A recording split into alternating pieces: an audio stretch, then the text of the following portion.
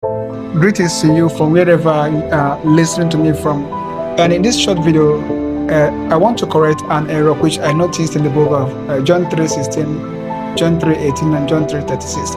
That place, Jesus said that in that place, John the apostle said that Jesus is the only begotten Son of God. But that was not the only thing he said. He went on to say that whosoever does not believe in the name of the only begotten Son, that the person will not have access to God's kingdom. But I want you to know that this is not true, because when you read the Bible very, very well from Genesis, you will understand or agree with me that there have been people who had everlasting life. There has been people who went to heaven, and these people did not know about Jesus. Someone like Enoch, someone like Elijah went to heaven, and they did not know about Jesus. So how can John tell us that whoever does not believe in the name of the only begotten Son will not have access to God's kingdom, and the person will perish? This is not true. The only barrier to everlasting life is disobedience to God's kingdom. It's that when a person disobeys the government of God, that the person will be denied access to God's kingdom.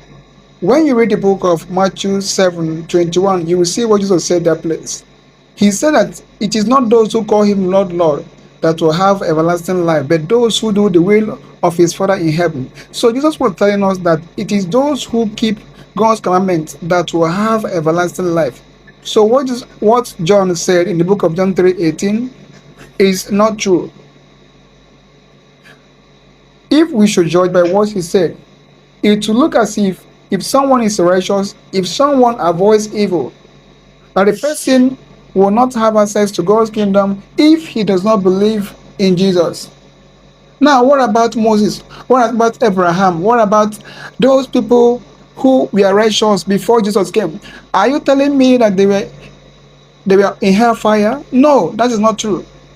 So the only barrier to everlasting life is when one fails to keep the commandments of God, when one fails to do those things which are pleasing in the sight of God.